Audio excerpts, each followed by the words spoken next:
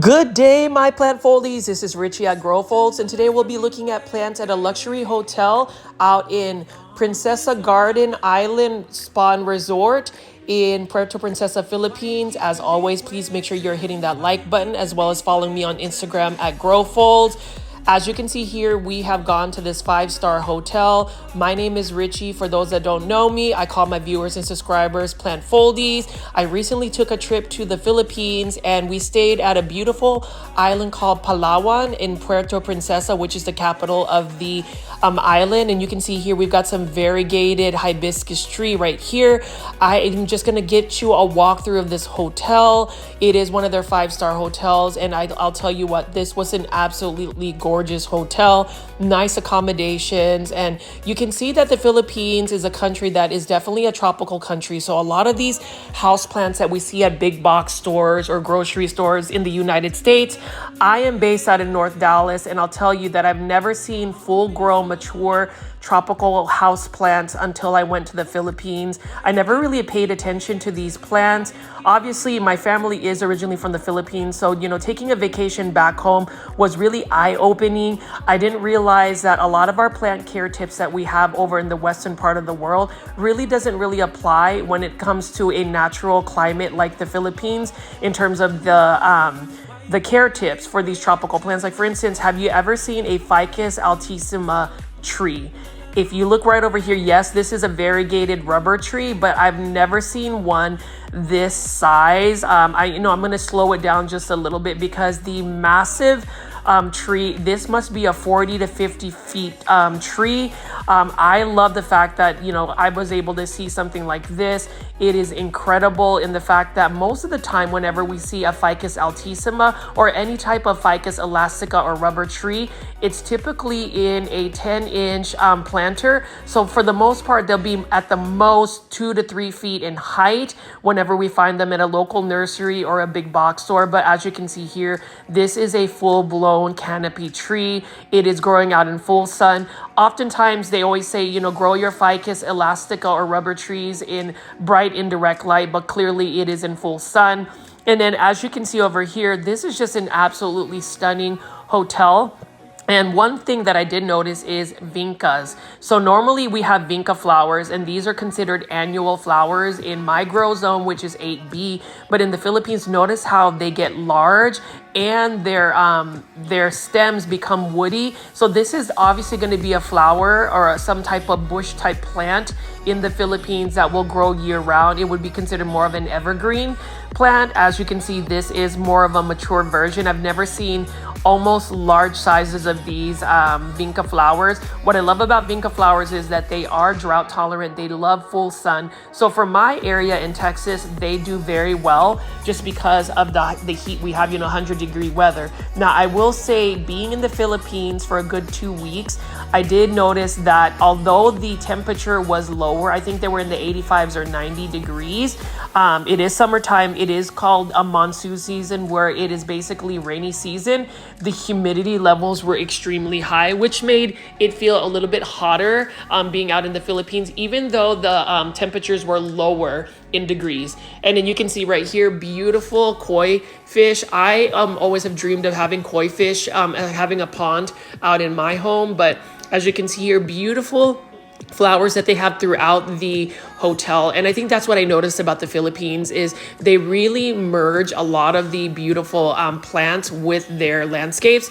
And then I did want to just hop over here and show you the island hopping that we did in Honda Bay, Puerto Princesa. Look at how beautiful and clear the water is. Now, if you're here for plant content, don't worry. This is going to be less than a minute, so don't swipe away. Don't disappear. There's going to be so many other plants, but I did want to show you how beautiful the island of the Philippines is. This archipelago of islands has so many different islands. Puerto Princesa has some of the most pristine, clean areas. They consider this the last frontier in the Philippines because it is one area that isn't heavily touristy. Sometimes over-tourism will create pollution, but as you can see here, clear water, beautiful water. And when I went swimming with my friends, I had Isaac, who is a YouTuber named Hi JR Sings, as well as Plant Foldy Luke with me on this trip. we went swimming and the water was warm. It wasn't cold. It was easy to swim. So for those that have never been to the Philippines, highly recommend going to Puerto Princesa, Palawan, doing the island hopping tour. We went to 3 islands. We had a buffet or, food accommodations, a really good tour guide, and it only cost us $45 for the whole day. I think that is absolutely amazing. It's definitely cost effective. So I just wanted to pan over here and show you that. And you can see there is a cameo of Plant Foldy Luke. And then you can see over here, they have these ficus trees also growing out on the beach. So notice how they've just got a plethora of different types of plants that we call houseplants in the Western world. Well, in the Philippines, these indoor plants that we call houseplants in the Western part of the world are really outdoor plants. These are where the plants are really sourced at.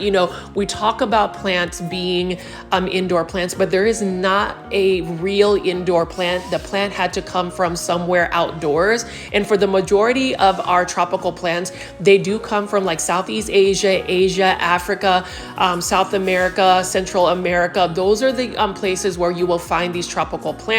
But as you can see here, plant foldies, what an amazing tropical paradise the Philippines is. I am so proud to call myself Filipino. And so for those that are here for plant content, hopefully you will still engage with me as I showcase the beauty of the Philippines. A lot of the economy for the Philippines really does rely on tourism. So I did want to shed a little bit more exposure and light to the beauty of the Philippines. And you can see here, we've got mangrove trees here. That is something that is being, I guess, reforested in some of the parts of the Philippines because mangrove trees actually help with flooding and land erosion. So I think that's really cool. And then you can see right here, we've got some coconut trees. So when I was actually out island hopping, they had fresh coconuts for us to drink out of. So I thought that was really cool, really good for electrolyte, super cheap as well. The current conversion for $1 United States dollar was 58 pesos, which would get you a lot. And you can see here, look at how beautiful this feast that we had here. We had some rice, we had some vegetable egg rolls, cucumber salad, fresh pineapple, watermelon, oysters, and some spaghetti pasta. That was one of the plates that we had. And again, for the island hopping tour package, which we went to 3 different islands, this was part of our lunch, and it only cost us all for $45 per person, which again, I think is extremely cheap because why would you not spend $45 to see this beautiful island right here? It was absolutely stunning. And although the Philippines was in a rainy season, we happened to be in a part where it was sunny for that day. It does rain sporadically, but it doesn't have continuous rain. So whenever they talk about rainy season in the Philippines, it doesn't mean it's just raining all day. It'll either rain at the later part of the day or early morning. But as you can see here, this is extremely beautiful paradise. Again, to be Filipino and to be able to show you the beauty of the Philippines, whenever you think of it, some people have negative connotations about the Philippines being a third world country, but there is so much beauty beyond just some of the poverty that you might hear, especially if you are going to be a tourist from out of the country. Definitely check out this. So we're going to go back to the Princesa Garden Island hotel, and as I was walking to my my room, you can see that this is a variegated devil's backbone. So the cool thing about a variegated devil's backbone is it is more of a succulent type plant, and if you notice, there is a lot more pink on this variegated devil's backbone than you typically see.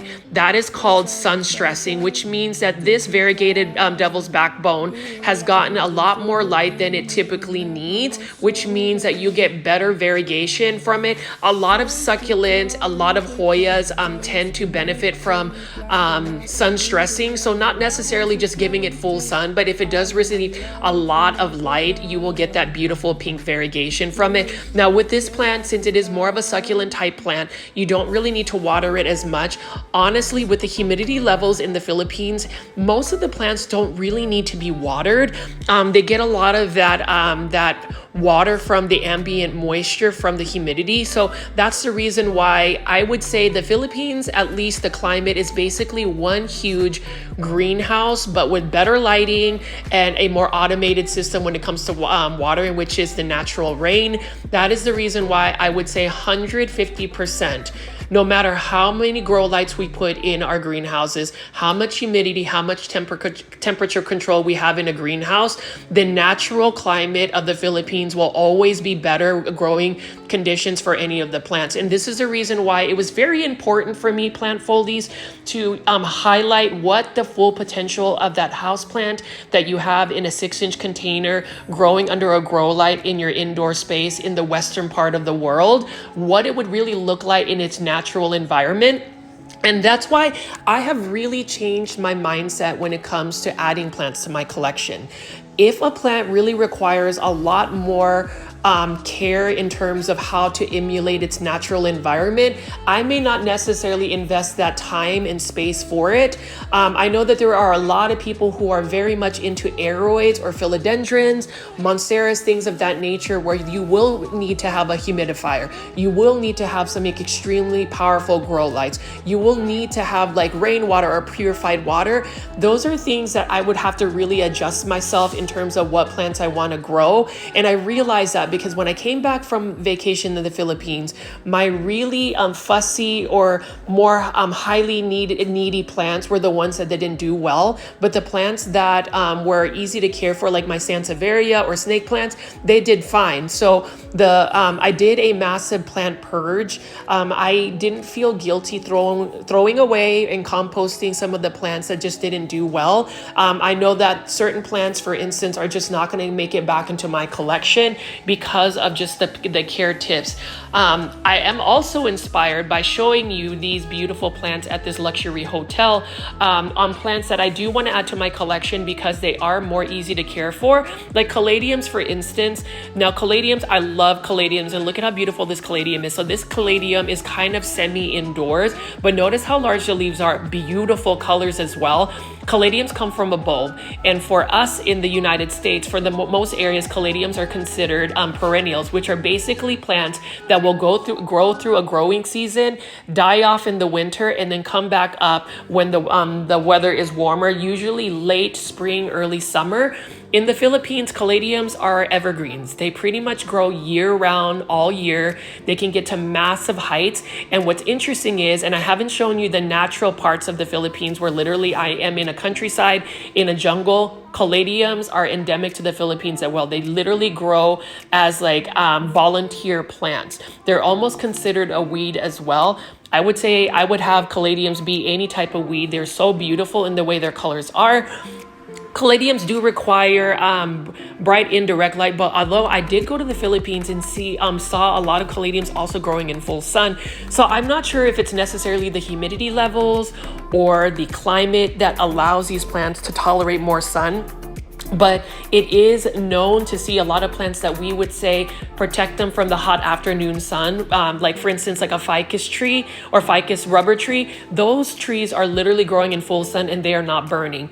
One thing I did want to show you is this variegated mangrove spider lily. I really love that yellow variegation it has, as well as all of these beautiful spider plants. So a lot of these spider plants are actually used as ground cover in the Philippines, which I think is really cool. They are inexpensive. So if you didn't watch my previous video from this premiere, definitely check it out. So I have 2 videos prior to this video premiering of my trip to the Philippines, where I did go visit a couple of plant nurseries. I do regret not being able to go to a lot of plant nurseries while I was out in the Philippines.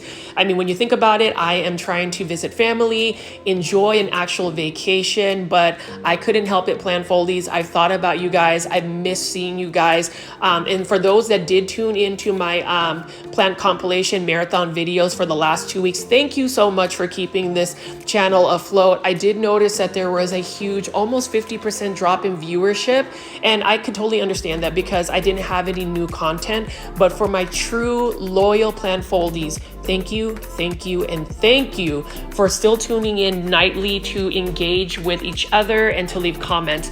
That really just helps the YouTube algorithm understand that there is engagement, meaning that it will continue to push my videos out to you guys. But as you can see here, I'm just walking by, and this is just like the pool area. Notice how they have all these beautiful variegated spider lilies. Now it does get a white spider-like flower, but I've seen this all over the Philippines, and you can see this is a hanging basket of some type of lipstick plant, and I think a devil's backbone also in a hanging basket. And I just really love the architecture, the modern contemporary vibe that this hotel has. And this one right here, for instance, is a plumera. Now, plumeras never get this large. Like, plumeras literally in the Philippines become full-blown trees. Really like that a lot. This one's not in bloom, but there are a couple of ones that are in bloom. They smell so well. They call plumeras calachuchi flowers in the Philippines. So again, whatever part of the world you are, or whatever region of the country you are, it's interesting how each plant has a different way of being called, or a different name. That one right over here is a jasmine bush, very fragrant. And I will tell you, the national flower of the Philippines is called sampaguita, which is an Arabian jasmine. That is the same jasmine flower that's used in jasmine tea. Very fragrant. This is not the Arabian jasmine flower, but it is another type of jasmine that was really fragrant. It's a really nice look for that. And you can just see that these plants are not in pots or planters. They're literally grown into the landscape. And that's the thing, again, with these plumerias, for instance, they love that full sun. Look at how beautiful that bloom is. Plant foldies, one thing I also realized is we spend so much money in the United States mixing up orchid bark, special potting soil, and all of this, whereas all of these tropical plants are literally dug down and planted into the ground in not the best draining soil conditions, which was really mind-boggling. Like, if I were to talk about what type of soil conditions these plants were put in, think of your top soil that you have in your regular yard, and these plants were just planted down into it, and you can see they are still massive. They are still gorgeous. They are absolutely beautiful. And perhaps I am a little bit overzealous and just really excited. Can you tell in my voice that I just am so happy to be able to show you all of these tropical plants that we could see at a big box store like Walmart, Home Depot, or Lowe's, but in the natural climate, the natural habitat, it really becomes something very, very special. So plant foldies, if you've already made it this far into the video, and if you did, thank you so much. Please make sure you are hitting that like button and also leaving as many comments as possible. That also helps push this video out to more plant lovers like yourself. I respond to every single comment. I promise you I will do that. And then I did want to show you this. So I'm assuming, I'm not 100% sure, but this looks like some type of variegated ficus plant. That's the thing. Look at how beautiful it is. It's growing out in full sun, and none of the leaves are burning. They've got some high variegation. Such a beautiful shrub here. And there is a little bit of sun stressing as well. There's a little bit more pinks when this gets even more light. But as you can see here, I would love to have a tropical landscape. I am about the Japanese gardens. That's something that I really love. But in terms of whether I had like a tropical weather, like perhaps if I lived in Florida, this is the kind of landscape I would love to have. I would love to have palm trees, coconut trees, variegated spider lilies like that. That yellow and green is just explosive. And can I talk about how beautiful the accents and just the structures and fixtures that they have for this hotel. Like, look at how beautiful this is. I do love the fact that it has more like a bamboo rustic vibe about it, which is very conducive to what the Philippines looks like. I noticed that there is always that boho or rattan type look.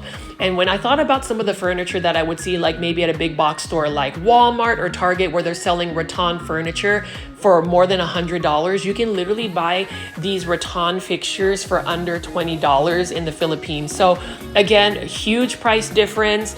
I do sound like I am like trying to motivate people to take a trip to the Philippines. I am definitely doing that because I feel like for those that really love houseplants, indoor tropical plants, I think going to a tropical country like the Philippines and staying like at a hotel like this would be something that would really satisfy your need to be around plants, especially tropical plants. Like, it was very inspiring for me. And I know that this is not typically a big box store plant shopping video. Don't worry, plant foldies. I will definitely get back to big box store plant shopping videos daily. I will start filming again this week and have those available for you, just because I am interested to see what kind of big box plants have made it into the market. But for now, let's just pan over here and just see how it is now. It looks like it's about to rain. So if it starts raining, that's the reason why it's gotten a little cloudy. Again, it is rainy season, but for the sake of getting this content for you, I don't mind getting wet. And I don't mind showing you how tall that Ficus altissima is. If you've never seen a Ficus altissima, definitely Google search it. It is a beautiful green on green rubber tree plant. It is absolutely stunning. It's one plant I actually want to go put into my collection. I don't have that specific rubber tree. I do understand that it'll probably never get to that size, but it's still nice to know that a tree like that has the full potential. So I'm really thankful and happy that I've been able to see these mature versions of these tropical plants, especially for my plant foldy Canadians, my Canadian plant foldies. Shout out to you guys, because I know a lot of you guys have really stuck around to check out my videos. Thank you, Alfred. You always send me pictures and videos of your plants from Canada. Kathy, we've missed you, so hopefully you've been making some of these live premieres. I mean, check this out. So I am calling upon my plant foldies from Canada. Please leave your comments. Let me know what you think about this tropical country, the Philippines, because I know that Canada is not necessarily a tropical country, but I know you guys love tropical plants. Like, look at this Ficus altissima. Notice how there is more variegation on the tops of the leaves versus the leaves that don't get a lot of light. So knowing this, I would say the variegation for a Ficus altissima is really influenced by the amount of light it receives. It is just so interesting, because I did have this theory. I was actually growing my Ficus rubber tree plants out in full sun, out in North Dallas, and they were doing just fine. Honestly, they sized up a lot faster when I grew them outdoors in full sun versus growing them indoors. So that's the interesting part. And another thing I learned about Ficus trees, Ficus plants, they are so vigorous when they are in a tropical environment. Same thing with plumerias. Like, I do love plumerias. The problem is growing plumerias in North Dallas. We have very cold and sometimes harsh winters. They just have to be overwintered, which honestly stresses the plant out. Like, so whenever we try to protect our tropical plants by bringing them indoors, there is a shock period, and it just doesn't do well for the plant to be disturbed in terms of that. But you know, for us, since we love tropical plants, we really don't have a choice. But you know, the best way I always told myself is, if I ever really wanted to grow plants like this Ficus altissima this size, I would just have to move to a tropical country such as the Philippines. And I actually, you know, thought about whether I would retire to the Philippines. There are some drawbacks that I have to really weigh whether it would be best for me long term. But as far as just like the food was absolutely amazing. The cost of living is definitely a lot cheaper. I would say you could live very comfortably with rent and you know, food lodging for about $1,000 a month if you have like a very modest lifestyle in the Philippines. So for those that are interested, definitely do your research on that. But as far as like looking at plants, like look at this Ficus altissima. You definitely have to visit the Philippines. Now, the care tips for a Ficus altissima is definitely bright indirect light. I say full sun if you can get away with it.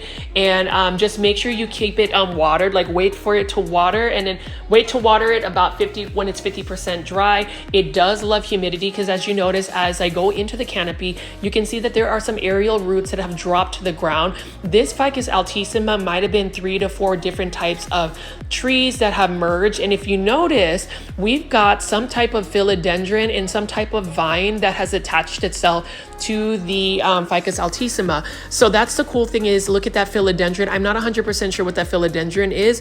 Beautiful philodendron. And it looks like we've got another syngonium. And this syngonium doesn't look like a typical syngonium because the leaves have become more of a mature form. So there's about 5 lobes. And you can see that on the branch or the trunk, I mean, there are aerial roots that have literally really attached to it. That is really the natural way of a lot of our philodendrons and syngoniums grow. They are called epiphytes, and they definitely want to attach to some tree. So in terms of a moss pole, if Ficus altissima is a natural moss pole, I never really saw a lot of Filipinos growing plants on a moss pole. Most of the plants that I've seen are actually just grown outdoors, in lawns, in gardens, and things like that. There wasn't really a lot of planters. And whenever I went plant shopping or just checked out some of the plant nurseries, most of their plants were actually not in like plastic planters.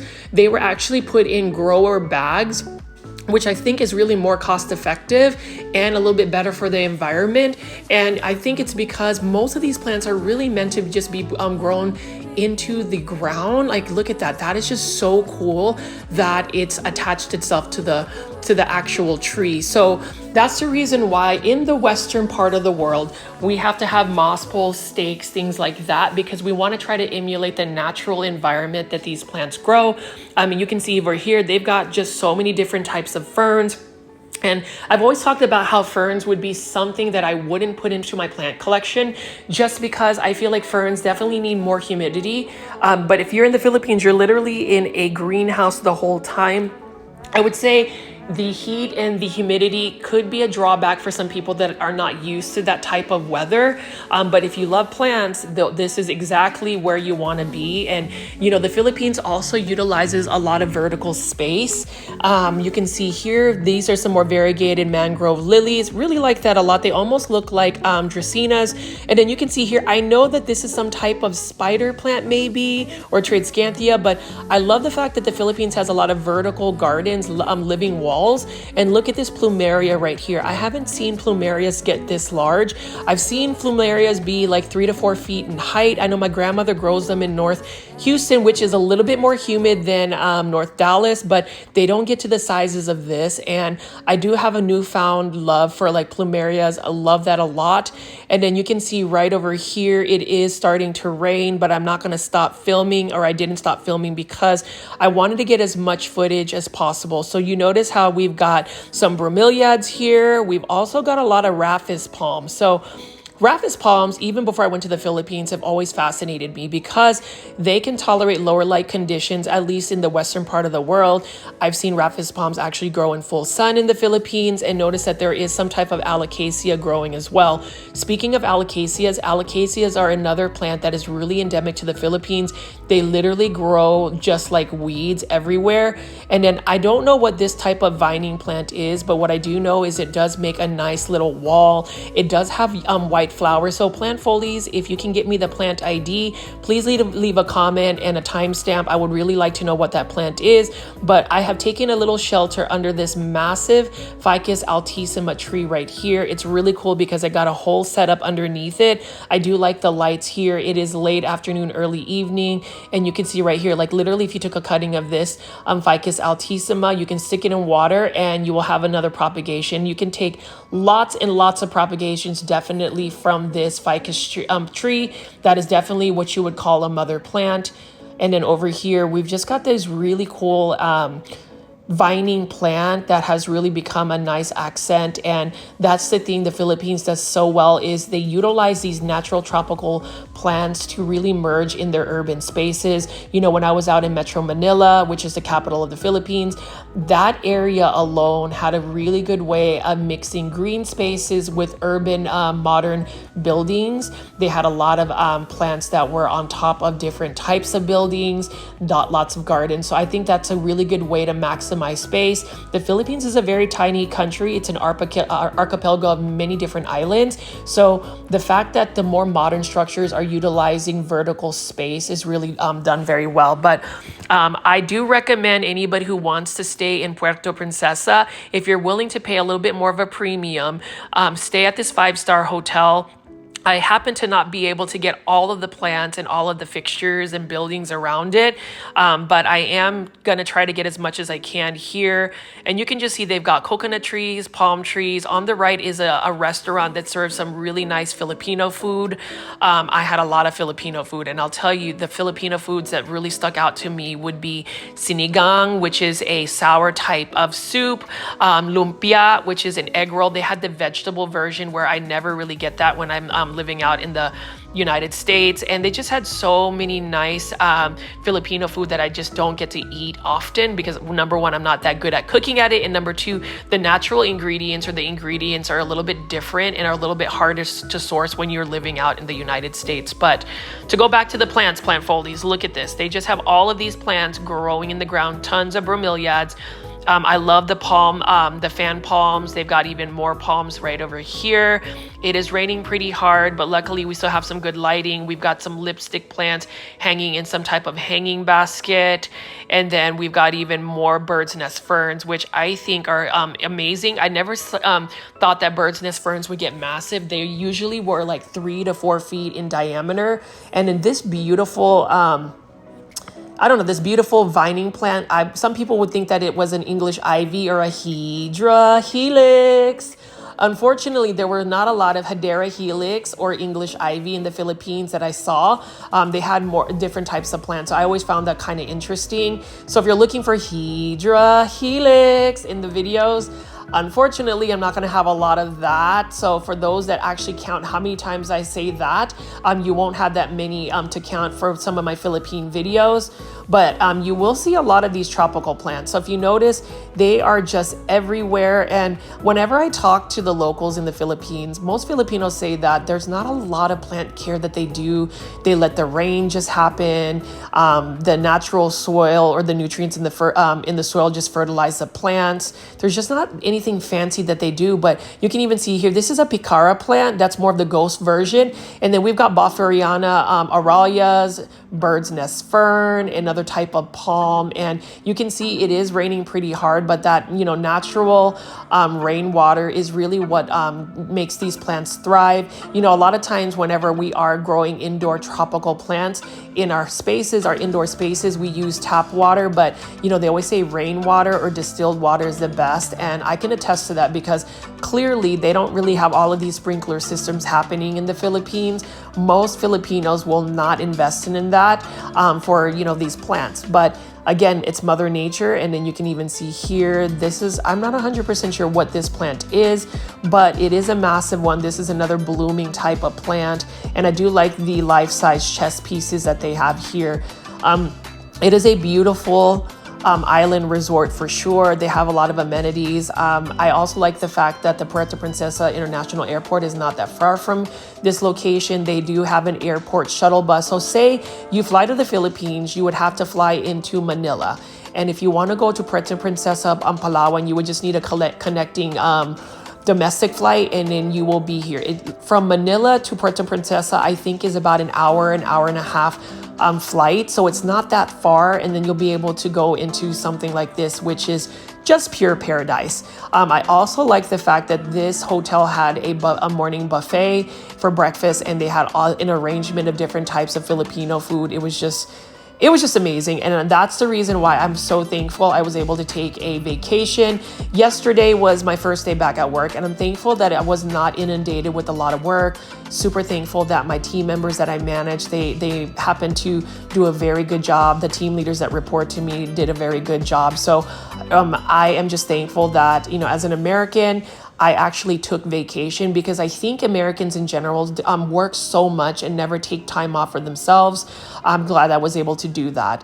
And it is raining, but they also have a beautiful koi fish right here. They have a little tub with some koi fish pellets, and so I ended up feeding them. It's really interesting how they will follow a human being around. Even if you don't have food, they're that domesticated. That is one of my dreams, is to have a pond full of koi fish. Later down the line, if I make money, if I'm able to retire, that is one thing I want to do, is actually have a koi fish pond, a Japanese garden, and perhaps even have my own built-in greenhouse where I can actually do like a tropical landscape as well. So lots of dreams. It's not a bad thing to dream. Dreams are for free, and I think the bigger you dream, the bigger the reward it could possibly be. Again, look at how beautiful these koi are. Let me know in the comments if you enjoy koi, and just look at the scenery right over here. I'm just gonna walk and kind of just let you soak in this scenery.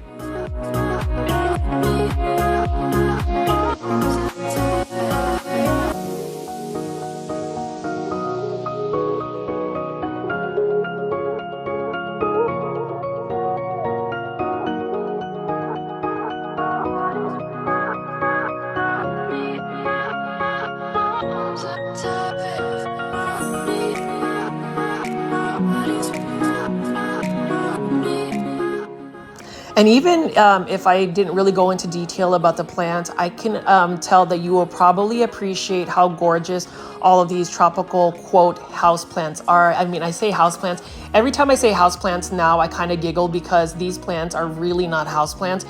They're really meant to be grown outdoors in a landscape like this. Like on the very left right there is a huge agave and some type of palm. And you can see that these are just volunteer cellums, or what they would call tomatophyllum. Please correct me if there are two different types of plants, but that is one that's just growing out of the ground, out of nowhere. And I just think that that's so interesting. And then on the very left right there is some type of lipstick plant. And I just love the lanterns. I just love the structures of this hotel right here. And then we're just gonna keep walking. And even if it's raining, I am enjoying just looking at the plants. I tell you, when I went to the Philippines, it was just a plant overload. I was extremely envious about just how lush and beautiful the plants are. And so like you can see here, this is a croton plant with bromeliads spun around it, just planted around it. Look at how beautiful crotons are. And I've always loved crotons, even though some people absolutely hate it. I think crotons are the type of plant that you either hate it or you absolutely love it. I've always loved them, but I don't think crotons love me back because they're so finicky, at least being grown in the western part of the world. But in the Philippines, you can literally put them down in the ground, full sun, they will grow, and they will grow into massive trees. Like everywhere I went to, they had croton plants. Now in the Philippines, they call croton plants San Francisco plants. I love them so much. There's so many different varieties, but look at how beautiful the color is on crotons. Now, if you want to know care tips for crotons out in the western part of the world, they do require a lot of bright and direct light. They do not like cold conditions. They definitely will drop their leaves if it gets a little cold. So make sure that you can provide that type of growing condition. And they actually prefer a lot of humidity as well. They do very well. And then over here, bird's nest fern. Love bird's nest fern. I am inspired to buy me a bird's nest fern. I'm going to look for one that is more of a tornado type bird's nest fern, but look how massive these bird's nest fern grow. Now, bird's nest fern in the Philippines can grow in full sun, or at least this is what I saw. I wouldn't recommend growing bird's nest fern in full sun on the western part of the world, like the United States. And can we talk about how massive these oyster plants are? Like these are huge. I've never seen mature large oyster plants. So if you go to Lowe's or Home Depot, you will find these in like a 3-inch planter for almost like $5. These ones are huge. They're almost as big as like a full-grown bromeliad. I really liked it a lot. And what I've noticed is these oyster plants actually become more caney, more leggy. So if you look at the base of it, it just kind of like spreads. But this is a beautiful plant, and I didn't realize that they get that large. I love the purple undersides of the leaves. That is another plant that I like because I like dark foliage plants. And then you can see here, we've got another beautiful plumeria here, or what they call a calachuchi plants in the Philippines. So plumerias, it's definitely a tropical blooming plant. And then we're gonna walk by here again, and you can see that there are even more bromeliads. We've got some canna lilies. We've got some mangrove spider lilies right over here. Beautiful blooms. Love that white spider-like bloom right over here. And then right in the middle is another variegated devil's backbone that's sunstressed. So you can see a lot of the pinks and even more bromeliads. So I have a newfound love for bromeliads. I have one bromeliad in my plant collection, and I ended up buying that at a grocery store called Kroger in Prosper, Texas for sale. So, you know, that was a good deal for me. And then you can just see here, mangrove lily, spider lily, beautiful flowers right there. And again, that's something I've never really seen offered, sold into the United States. Now, the vining plant right there, if somebody can find the plant ID for that, please leave a timestamp and in the comments section. I really wanted to know what that looks like. And then you can just see here even more bromeliads. And I like the fact that those bromeliads have more of a yellowish tone to it. I would say it's probably because it's received a lot of light. So it's more of like, you know, it's more sun stressed. But Princess Garden Island Spa and Resort Hotel in Puerto Princesa is amazing. I just love that as well. So we'll see what that looks like. But as far as this hotel, definitely consider it. I just really wish I was able to see a lot more of the hotel. I would love to have shown you like the buffet area and just all of the amenities that they have here. But even this plant right here, look at how massive this variegated plant is. I don't even know what this plant is. So if somebody can tell me in the comment section, that'd be amazing. But I just love all the little bridges. The pool kind of extends into different like hotel rooms.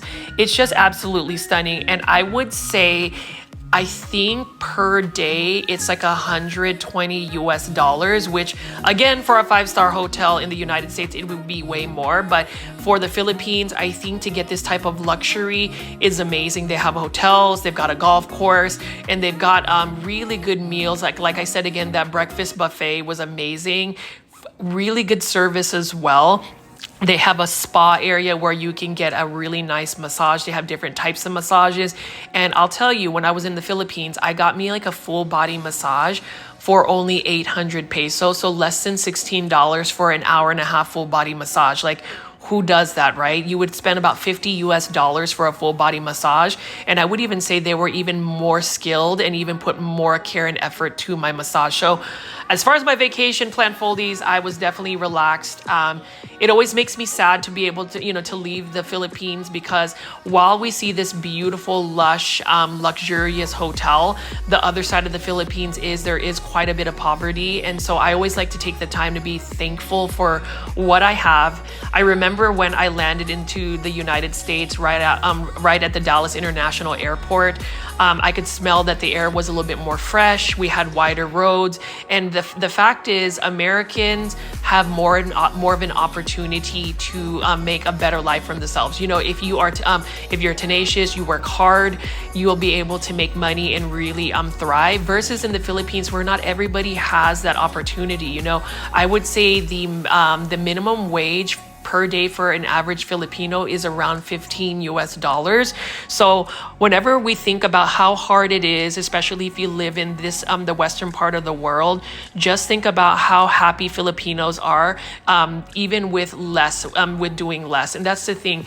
What makes the country beautiful, the Philippines, is not only these beautiful flowers, these beautiful plants, these beautiful landscapes. It's literally the Filipino itself. Filipinos are highly hospitable, kind people, and I really hope that my plant foldies that are watching this will consider going to the Philippines and really checking it out. If you do want to take a vacation to the Philippines, add me on Instagram, send me a direct message. I can give you some like pointers and places to go, but you can get away with going to the Philippines for vacation for maybe 10 days. You got to factor in a day in travel, a day in travel back, and maybe a day to recuperate, but it would be worth the trip. The most expensive part would definitely just be the plane ticket, but definitely check that out. And as I ramble on, I want to talk about these plants again, but plumerias like these are just stunning. I love that delicate yellow middle part of that plumeria. I love the white bloom. I may end up trying to get a plumeria, but if I do, I would probably try to get a plumeria that's variegated, which I did see in the Philippines, which were not as expensive. So that's the thing about variegated plants. So we go crazy over these variegated philodendron, variegated monsteras, variegated whatever, right? In the Philippines, variegated plants are almost as common as like the regular green counterpart. I don't really see a lot of people gagaing over like a variegated plant.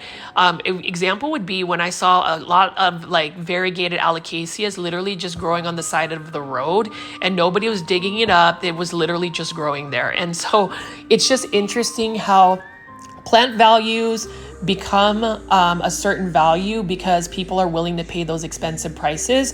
But when you go to Southeast Asia, especially the Philippines, Thailand, Indonesia, Vietnam, those countries where these plants are endemic or natural or have the best growing environments, you can buy a lot of these plants for a very inexpensive price. If only I was able to bring certain plants back to the United States, I definitely would. But I do want to follow the law. I am a law-abiding citizen of the United States, and I definitely did not want to get some hefty fines for trying to bring plants back.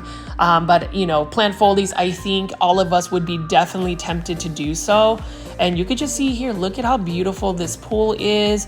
You could just lay out here. And while it stopped raining, there is an overcast. It is late afternoon, early evening, but I did want to just take a little time to just walk you through this beautiful hotel. And I would just think that once these plumerias are in full bloom, it would just be absolutely stunning. And that's the thing about tropical blooming plants. Like, we see mandevilla flowers in the United States being offered. I actually didn't see a lot of mandevillas. I was surprised. But as far as like bougainvillea flowers and plumerias, oh my gosh, they were everywhere. Now, for care tips for plumerias, if you do want to grow one in the United States or in an area that is not a tropical area, they do prefer full sun. They like to be watered consistently, so make sure that you don't let them dry out all the way. And then they also would prefer some humidity. So if you're able to give them some humid conditions, they do very well. Plumerias do not like the cold, so if you did get harsh winters, you definitely want to bring them in. And I did want to show you the nightlife of the Philippines. This is Puerto Princesa, so there's not a lot going on. I did just want to show you the road. Luckily, it's not that trafficy. There's a Jollibee, which is the Philippines' #1 fast food chain. They have some in the United States. So good. Check out Jollibee. And then I did want to show you a clip of the following morning. So this is more of like the entrance of the hotel. You can see right here, again, we've got some picara plants right here. Really like the look of that. This one I actually like because it's got more of a silvery blue tone to it. It almost reminds me of an Epipremnum pinnatum Cebu blue, which I did see as well in its natural habitat. Super cool. And then we have some type of fern that was like growing onto this palm tree, as well as like the Balfuriana aralia or the variegated aralia. I'm not sure that's the Balfuriana aralia. Here, look at that white leaf right there. Beautiful plant. I unfortunately had one of these, and when I got back home, I didn't water it for 2 weeks and it ended up dying. But this is a plant that I would love to be able to grow successfully. I think the variegation of the Balfuriana aralia is absolutely stunning. What's interesting is this is the potential of what it could grow to, what it's supposed to look like. It's not really supposed to be in a pot. We go to like Home Depot, Lowe's, or Walmart, and you can buy that as a Costa Farms exotic angel plant for $5.24, $4.97 in a 3-inch planter. But as you can see here, the Philippines has it as a full-blown variegated shrub, and I am for it. I absolutely love it. And you can see we've got a bunch of air plants just kind of hanging out here. These air plants definitely never need to be submerged in water to be watered because of the ambient humidity. And then we can all see right over here, we have some more Balfuriana aralias. I love that variegated aralia. I think it's my favorite one. It is one that you can successfully grow in the United States. But again, it's one of those plants that if you are somebody like me who doesn't water their plants consistently, that may not be a plant for you. I've also realized that Epipremnum pinnatum, specifically Cebu blue, is not really tolerant about being underwatered. They prefer to be watered a little bit more consistently. I don't know so much about, like, say, this bird's nest fern that's literally indoors, but look at how massive this bird's nest fern is. Beautiful plant. I love just the simplicity of it. And then we also have some more of these plants that are, this is a Dieffenbachia. We've got a snake plant right there. And then we just got another type of planter with some mixed tropical plants here. I believe that is an agave, aglaonema plants right over there. And we're gonna walk over here. So the building straight ahead, if you walk in there, is where they serve breakfast. They have an amazing Filipino breakfast buffet. They have all sorts of food there. And then again, I wanted to show you that these vincas have been growing for quite a while. That looks more like a mature version of the vinca. They were pretty tall. They were about 2.5 to 3 feet in height, and the stems were pretty much woody, so they almost become like a shrub. And I'm not sure if that's really the natural habitat. I have to do my research on where vinca flowers originally come from. I know in the United States they are annual plants that you can see being sold at a big box store as like a hanging basket, or just in planters to be put into like a planter or perhaps a flower bed. But you can see those are just thriving right here, right next to that koi pond. And you can see we've got another beautiful Ficus elastica or rubber tree. These grow into full-blown trees that can get up to 30 to 40 feet in height. And then I did want to show you Epipremnum aureum golden pothos. This is the true mature form of that pothos plant that you bought at a grocery store in a hanging basket. That is how it grows. What it does, it attaches itself to like a palm tree or some type of tree, the aerial roots wrap around it and it basically just attaches itself. Some people will say that it is an invasive plant.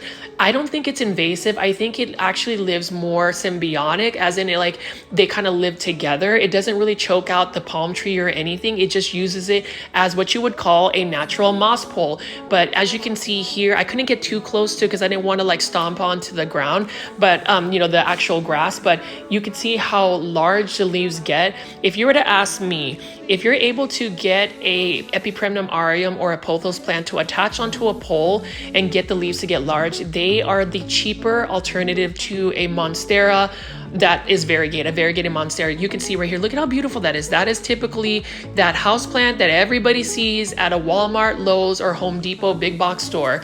But that is the natural way to see it. So if you are a plant foldy that has never seen mature versions of these tropical plants, please leave that in the comments. I'm just really curious to see if I have been able to expose some of our plant foldies that grow house plants to the natural habits of the tropical plants that we all have in our homes. I mean, I was even surprised. I've seen photos of an Epipremnum pinnatum or even Epipremnum aureum, these pothos plants, but I've never seen them be this large. Like, look at how beautiful that is. And I've seen them all over the Philippines. A lot of Filipinos don't really pay attention to that. So I just really felt silly gawking over all of these plants. Like, for instance, this is a compact version of a copper leaf plant. Beautiful plant as well. And you can see it's just a beautiful morning. This is the Princesa Garden Island resort and spa, and you can see this is where we got dropped off from our shuttle. And I love just how it definitely looks like a tropical paradise here. Again, it is a I would say in regards to Western money, Western pricing, $120+ per night is not a bad ordeal or just a bad price to be in a luxurious hotel like this. Again, it's a really convenient place to stay if you're going to stay at Puerto Princesa. And then again, I wanted to show you these oyster plants. Look at the mature version. I've never seen it in bloom. And you can see that the middle part of that oyster plant that we would see at Lowe's is that's really small, can get this large. And you can see that it actually has white blooms. And then over here, this is a bromeliad. Look at that. That is another interesting bromeliad. And look at how massive this bromeliad is. I don't know. I just find it so interesting, plant foldies, and I hope you guys are not getting tired of my Philippine plant content. Hopefully you guys will engage with me on this video. Hopefully if you have social media outlets or people who love plants, please share this with your friends. I would really love to grow our YouTube subscriber count. It looks like we are shy of about 195 subscribers to get 10,000 subscribers. So hopefully with the efforts of you guys watching through all of these videos completely, and also hitting the like button as well as leaving as many comments as you'd like, that will just push the YouTube to actually want to recommend this video to more plant lovers. You know, I started out this plant shopping channel as a plant shopping channel, but now that I've been able to travel, I want to do more traveling where I'm featuring plants. I'll call this plant tourism, if you for a better word to say. But I want to give you guys a little bit more content because I realize that going to a Walmart, going to a Lowe's, going to a Home Depot might get a little tiring. I mean, I never get tired about going plant shopping and talking about plants, but I did want to give you just a little bit more diversity in the plants. I mean, you can see here, I mean, just look at how beautiful that is. And then this one right here, this jasmine has actually become more of like a tree form. So that's super cool. So we're just going to keep walking here and checking out what else they have here.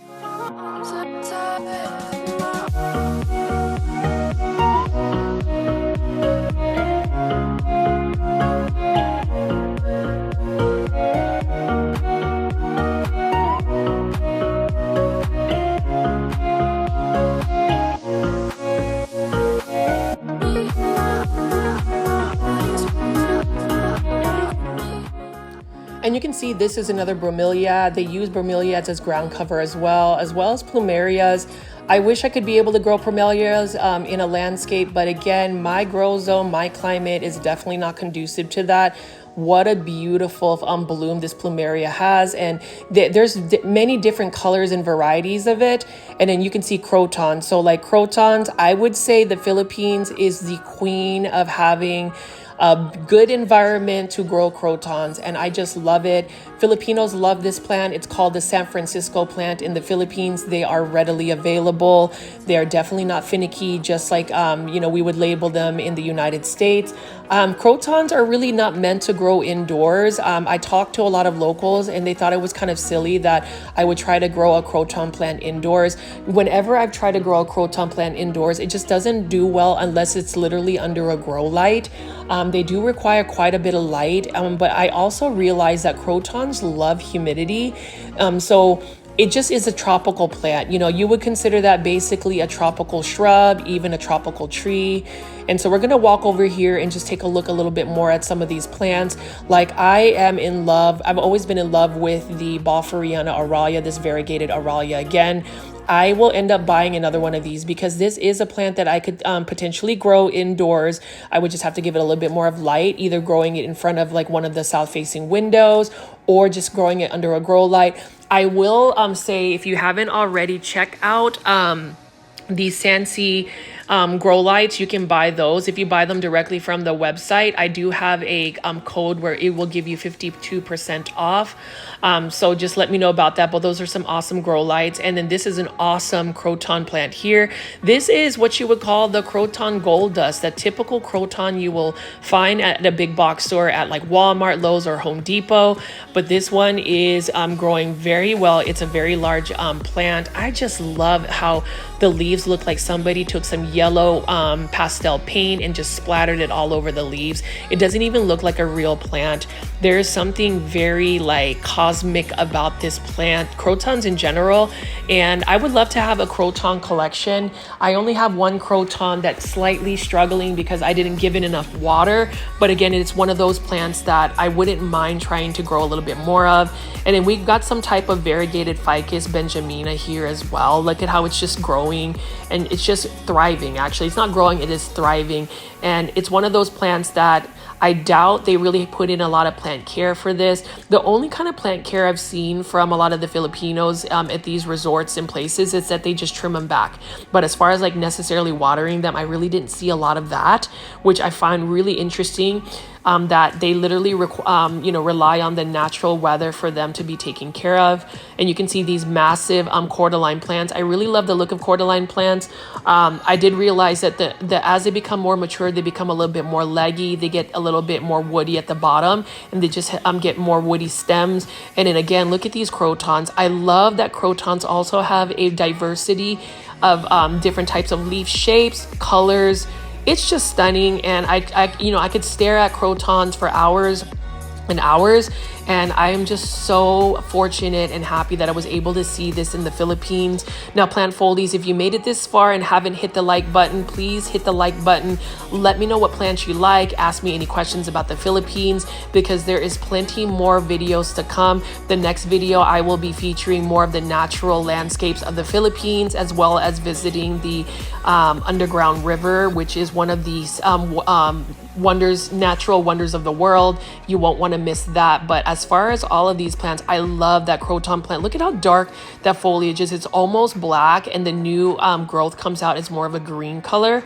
Really like that a lot. I wish I knew all of the plant IDs for the croton plants. And then you can see here, beautiful cordyline plant. I love just how it gets really tall, and understanding the growth of a cordyline plant. So sometimes in the West, we think that if a plant gets leggy, that it's unhealthy, but truthfully, that's just really how the plant's natural habit grows. So you wouldn't be able to keep like a cordyline plant super bushy. It literally wants to drop its lower leaves and become more of a cane form. And then can you check out how beautiful this yellow croton plant is right here, this curly version? Look at that. And again, croton plants are super common in the Philippines. You can find them everywhere. You can find them at a gas station. You can find them on the side of the road growing. You can find them growing in a luxury hotel like this. They are literally everywhere. You can find them in the middle of a jungle. And then speaking of finding plants, look at this alocasia that's just growing out of the ground randomly, alongside with that one plant over there. I think it's a begonia that's just starting to pop up out of the ground. Another croton plant here. Look at that fiery red tone about that croton plant. I love that as well. And, you know, again, I don't understand why some people really don't like croton plants. I think after seeing the mature versions as well, I have grown to love them even more. And you can see this is some type of banana plant, and it is massive as well. It's a beautiful day out in Puerto Princesa at the Princesa Garden Island Resort. Beautiful plant, and an even more beautiful plants. Here's some more cordyline plants. So plant foldies, do you actually grow cordyline plants? I know for a fact if you grow a cordyline plant indoors, it will not do well. I would say there's an 85 to 90% chance that if you grow a cordyline plant indoors, it will get spider mites. And again, it's because the plant's health has been compromised. It's not in its natural environment. Therefore, the plant is struggling to stay healthy. That's the reason why plants get like plant pests. Whenever I was walking around looking at these plants, there was not a single mealybug, not a single fungus gnat, not a single anything. They were all super healthy. And I wanted to show you this beautiful syngonium as well as it's attached and started to grow up, which is the natural habitat. So plant foldies, hopefully you are liking my Philippines content. If you've gotten this far, please make sure you hit the like button for this video. It really, really helps me out. This is Richie at Grow Folds. I will definitely show you more Philippines content. Mabuhay Filipinas, and I'll see you on the next one. Bye. Good day, my plant foldies. This is Richie at Grow Folds, and today we will be looking at plants that we will be finding at a mall at the Philippines. This is a place called BGC Uptown Mall, Mega World. So as you know, I have taken a vacation to the Philippines. This is where my family is originally from. As always, please make sure you are hitting that like button, following me on Instagram at Grow Folds. But anyways, for those that have been able to watch some of my videos from my vacation from the Philippines, I really appreciate it. As you can see, we are now more of in the mall metropolitan area. This is a beautiful area, and I just wanted to take some time to show you how the Philippines really merges a lot of our natural tropical plants. You know, a lot of the plants that we see at a big box store like Home Depot, Lowe's, Walmart. These are plants that were taken from a tropical country, say from the Philippines, for instance, and taken into a big box store. So I just wanted to highlight certain plants that they have here. The Philippines is a tropical country, and as you can see, they've got some agave already over here, as well as a bunch of those picara plants. That was a variegated plant that I've never really seen offered in the western part of the world. I am based out in North Dallas, so just to be able to see a lot of these tropical plants be able to grow very vigorously and through maturity was really an amazing experience. And so this is not a typical big box store plant shopping video. And for my loyal plant foldies, that's what I call my viewers and subscribers, have no fear, I will be filming lots of big box store plant shopping videos later part of this week. But I did want to just show you all of these plants that they have available in terms of what they have for the landscaping and even some of the ones that are in planters. But BGC is a great place to go do shopping at. They have this amazing mall here, and they have different levels. And you can see here, look at how beautiful this plant is right here. So I'm thinking this is either some type of banana plant or some type of palm. So I didn't really want to label that. I was not 100% sure of what the plant is. And the same thing with this plant right here. Now it does have a purple bloom. So plant foldies, if you know the plant ID, please leave that in the comment section with a timestamp. And for those that have left many comments for my videos, I really appreciate it. And for those that did take the time to watch my plant shopping compilation videos, my marathons while I was gone for 2 weeks, thank you so much. I know some of my viewership kind of went down. I'm hoping that all of you guys who love plants will support me by watching all of my Philippine plant videos 100% through. YouTube really does look at the engagement and watch time, and that really helps push the videos out to more plant lovers like yourself. So I would really appreciate it if you can definitely engage and watch through all of these videos. But it is my last day when I was out in the Philippines, so I decided to go early right before the mall opens. The mall opens at 10 o'clock, so I was able to film freely, and that's the reason why there's not a lot of people here. As you can see, they've got this Selum, or what they would call the Tomatophyllum, with a bunch of golden pothos as kind of like an accent piece for the plant. Now this Selum or Tomatophyllum was is a very common plant that you would typically see in the Philippines. It literally is probably the most common plant that I saw while I was over in the Philippines.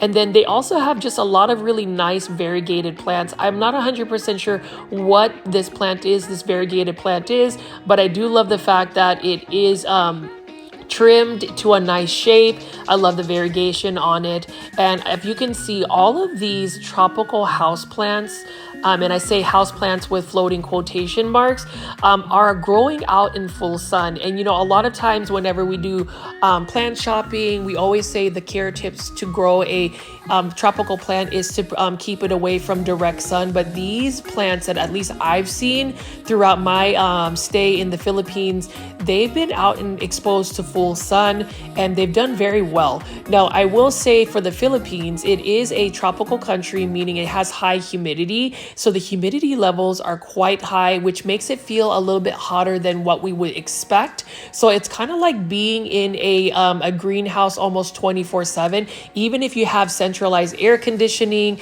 when you step outside, it is just pretty steamy. So that's the only drawback in terms of just being a tourist to the Philippines. But as you can see in my previous video, I showed you the beautiful beaches of the Philippines, or some of it, from Puerto Princesa, Palawan. But now we're back in Metro Manila, and I'm just showing you the urban metropolitan side. And as you can see here, plant foldies, we do have a lot of really nice looking plants. Now this one right here has a bloom that I'm not 100% sure what this plant is, but again, this is another tropical plant, and I do love the water fixture that they have. Later in the day, they will actually have beautiful fountains just kind of blowing water out. It is just a nice place to take a walk. Now, BGC Uptown is a newer I guess facility that was built, so you can see that there's just a lot of nice beautiful skyscrapers. But what I did notice about these skyscrapers in urban modern buildings is that on some of the rooftop levels, they have full-blown gardens. They've got trees growing there, and as you can see at the bottom base right here, you can see that they've got some more tomathophyllums. Those tall trees right there, believe it or not, are actually Chiflera or umbrella plants, so they can get to those sizes and become full-blown trees. Same thing with Ficus lyrata or fiddle fig leaf. Now you can see that these ones are in planters. They're not doing as well as if they were planted in the ground. In some of my previous videos, these fiddle fig leaf trees or Ficus lyrata can grow up to 30 to 40 feet tall. So that was amazing to be able to see a full-blown ficus tree. We really don't see that out in the United States. You know, the most that we'll see as far as how tall they are is what I'm trying to say is usually they're only like 3 to 4 feet in height when you're buying them at a big box store. But as I pan around here, you can see that they've got a saloon again here. What a common but beautiful plant. I've never really paid attention to it. Whenever I went to like Home Depot, they would always have those available for like $24.97 dollars, somewhere around that range, but they are just rampant and all over the Philippines. That is one thing that I do like about the Philippines is it does have a natural environment for tropical plants. As I've said in my previous Philippine plant videos, a lot of these plants are in their native habitats. So there's really not a lot for plant care. And what I mean about plant care is you don't necessarily have to worry about like the lighting conditions, the watering conditions, or even the soil. I've literally seen like beautiful crotons, pothos plants growing in the in the ground, and the soil isn't necessarily an aeroid mix. It's literally just topsoil, and the plant seems to do well. So that's the thing that I've learned about this trip is if you provide a plant, a native plant, its native environment, it will take care of itself versus becoming a house plant where it becomes a plant care tips factor. So I've kind of recalibrated my thoughts on how I take care of my plants, what plants I would add into my collection, just because if I find a plant that I have to really work at in terms of like having to have a humidifier, having to water it a certain amount of times, having to check for plant pests, then it's probably a plant that I just wouldn't want to put in my collection, just because for one, whenever you go plant care or you're taking care of plants, I always think that plants should bring you joy versus having to really work at it and become more of like a plant chore. So that's kind of where I'm at in terms of my plant collection. And now, you know, I will still collect aglaonema, for instance. Like, look at these aglaonema. Now, this aglaonema, for instance, was out in the sun a little. It got too much sun to where it did get bleached out. But you can see right here, they do have aglaonema plus like a jade pothos in this planter. I did notice that a lot of the tropical plants in the Philippines tend to do better when they're actually just planted directly into the landscape versus planters. And maybe it's because it's just getting more of a natural environment versus being in a planter. But let's go ahead and go upstairs and actually try to see what we can see before the mall opens. You can see at the escalator, they've got some Epipremnum aureums, Marble Queen pothos. Really love the variegation of that plant. And again, that is a common plant. You can see that it is trailing. What I like about pothos plants or Epipremnum aureum is that they're easy to propagate. They're low maintenance plants. They literally grow everywhere. And if you let them grow up a pole, a totem pole, a moss pole, they will start to get larger leaves. Now in the Philippines, they attach themselves on palm trees or some type of tree, and you will really see some beautiful, large, fenestrated leaves. So I do like that this mall does utilize a lot of these plants. Now, plant foldies, please leave a comment in the comment section just to let me know what you think about the plant styling that the Philippines does with their public spaces. Like this one right here is an Epipremnum aureum Manjula pothos. Love that. And it's just sitting right there in public, and it's doing its best to grow. That's the thing about Manjula pothos. You know, a lot of people will say that is an uncommon plant. I did see a lot of Manjula pothos available. And then you can see right here, we've got some planters with some very large anthuriums. I really like that as well. These bird's nest anthuriums are really cool. I haven't really gotten into anthuriums only because anthuriums, they require a little bit more humidity, and it's just a little bit more challenging for me to grow. But I did want to pan over here and show you how beautiful these buildings are, how the Philippines just really mixes a lot of these plants together.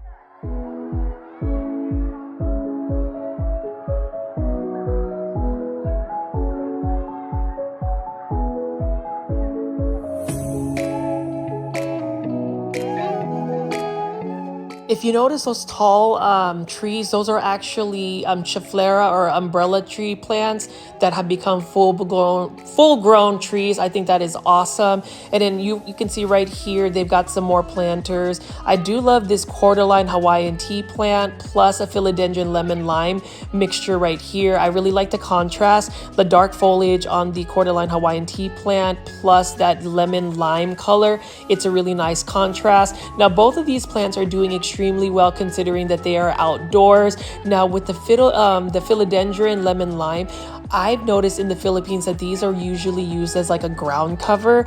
All of the urban spaces that I've seen so far utilize this philodendron lemon lime as a ground cover. And then like cordyline Hawaiian tea plant, they are seen everywhere. There's so many different varieties that I saw in the Philippines that we typically don't see at, say, a big box store or even a local plant nursery out in the United States. Again, this is a tropical country, so these plants are readily available, and I would say they're super common. I also like the fact that these plants are so cost effective. Now, when you think about being an American tourist, think about the exchange rate for the money in the Philippines. So when I was there, one United States dollar, it was equal to 58 Philippine pesos. Now, a good meal would only be like 200 pesos, which means it was literally under $5 to have like a really good meal. And the same thing went for plants. So I wish I was able to take plants. Like I would even take an agave plant like this. Look at how beautiful this is back home. But unfortunately, I am not able to take plants back to the United States. Otherwise, I would have had like luggage after luggage after luggage. Like the aglaonemas I saw, the different types of philodendrons that they have, even the croton plants that they have were just amazing. But as you can see right here, they still have some more of these Epipremnum aureum Marble Queen pothos. I would recommend the Marble Queen pothos if you ever find that at a big box store like Walmart, Lowe's, Home Depot, or even a grocery store like Kroger or HEB, which is basically a grocery store that's only available in Texas. I would buy the Epipremnum aureum marble queen pothos. This one does like bright indirect light, although in the Philippines I've seen these growing in full sun, and I'm telling you, these are just stunning. You can see that this one right here has several nodes that you can take cuttings from and propagate. That's one thing I do like about certain plants that attract me, is I like the ability to be able to multiply and propagate plants. I'm all about saving money. I'm all about just getting more out of my plants instead of having to spend money to buy more, if that makes any sense. And you can see right here, we've got a mixture of Dieffenbachia as well as Epipremnum aureum golden pothos as kind of like a ground cover for this planter. And you can see as I move up, this is a Dieffenbachia. And this is a Dieffenbachia that is fairly mature, because you can see that it has become a full cane. That's why it's probably called the dumb cane.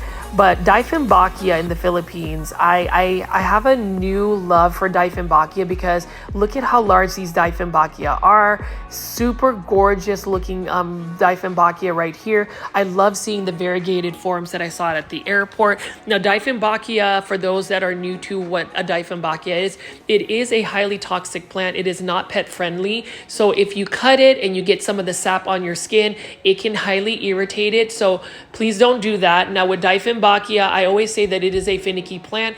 In the Philippines, they grow like weeds. You literally can put them outside and they'll take care of themselves. And then over here is a Philodendron burley marx. Really like this philodendron as well. And I think what I like about this philodendron, it looks like a Philodendron bellitiae, but it is more of a cost-effective philodendron. Notice how it just becomes very compact and bushy. That's another thing I like about this philodendron. It is easy to propagate as well. And you can see, look at these aerial roots. With the climate in the Philippines being so humid, these aerial roots are literally just going crazy. You don't even have to put it on a pole. The plant will push it out.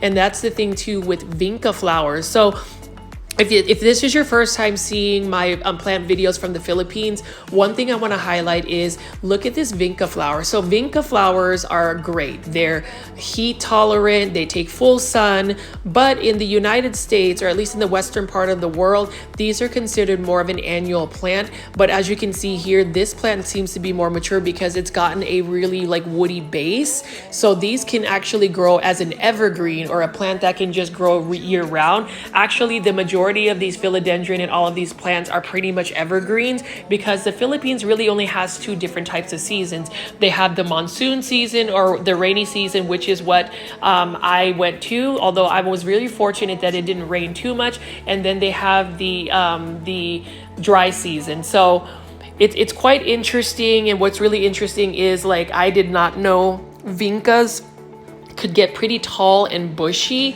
And so that's the thing. It depends on your grow zone. In the Philippines, it's definitely a different grow zone, but it's one that I can appreciate. And you can see right here, we've got some type of like shamrock oxalis, vinca flowers. We've got some golden pothos and some more Philodendron burley marx. I really like that. And these are all of these planters that are on the second floor of this mall, overseeing this beautiful, these beautiful skyscrapers right here. Like, you know, a lot of people will say that the Philippines is a third world country. There is quite a bit of poverty there, but for the newer development, I mean, it can rival just being modern as compared to like maybe some European countries as well as the United States.